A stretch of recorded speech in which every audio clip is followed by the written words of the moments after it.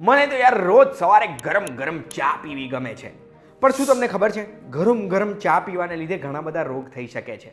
કયો રોગ થઈ શકે અને કેમ થાય એ જો જાણવા માંગતા હોય તો એના માટે ધ્યાનથી સાંભળજો. હું તમને એક વાત કહું.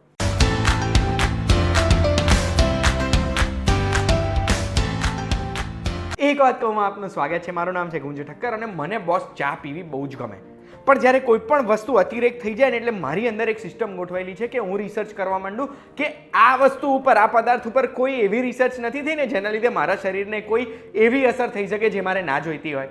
તો એમાં મને એવી રિસર્ચ મળી વર્લ્ડ હેલ્થ ઓર્ગેનાઇઝેશનની, national library of medicine, memorial Sloan Kettering institute, આ બધાની અલગ અલગ રિસર્ચ મળી જે એવું કહે છે કે કદાચ ગરમ ચા અને કેન્સરની વચ્ચે એક રિલેશન હોઈ શકે. માર્યા શું કહે છે આ રિસર્ચ? તો આ બધી રિસર્ચમાં ગરમ ચા, ગરમ કોફી અને કેન્સરના સંબંધને ચેક કર્યા છે, ઘણા બધા લોકો ઉપર ટેસ્ટ કર્યા છે અને ઘણો બધો ડેટા ભેગો કરીને આપણા સુધી કન્ક્લુઝન લાવ્યું છે. સો કન્ક્લુઝન શું છે કે સંબંધ છે હોટ બેવરેજીસ અને કેન્સરનો, અને એમાં બી સ્પેસિફિકલી ઇસોફેગલ કેન્સર.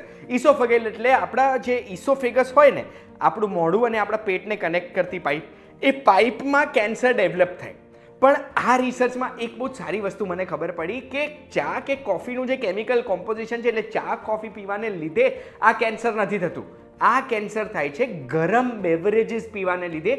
ગરમ ગરમ વસ્તુ જો આપણે પીએ છીએ એના લીધે ઇસોફેગલ કેન્સરના ચાન્સીસ વધી જાય છે. WHO ની સ્ટડી, નેશનલ લાઇબ્રેરી ઓફ મેડિસિનની સ્ટડી, આ બધામાં એવું લખ્યું છે કે ગરમ beverages probable cause of cancer હોઈ શકે.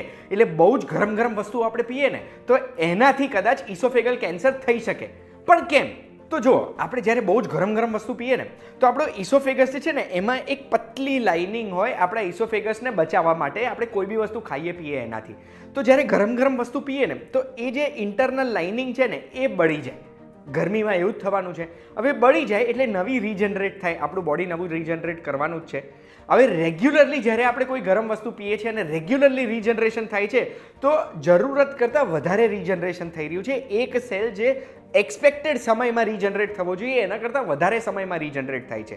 હવે કોઈ પણ સેલનું રીજનરેશન સાયકલ જ્યારે વધી જાય છે ને ત્યારે કાં તો એ નોર્મલ સેલ બની શકે, કાં તો એ કેન્સરસ સેલ, કેન્સરસ કોષ બની શકે. અને જ્યારે રીજનરેશન વધી જાય છે તો એમાં કેન્સર ડેવલપ થવાના ચાન્સીસ પણ વધી જાય છે.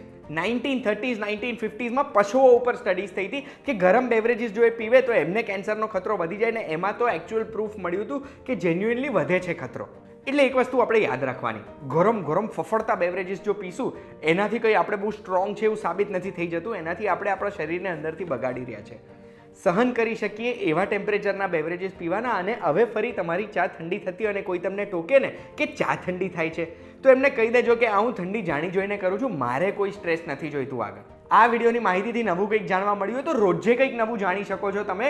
રોજે 9 વાગે એક વાત કહું VTVGujarati.com પર તમને જોવા મળશે. આપણે એક વાત કહુંમાં ફરી મળીશું.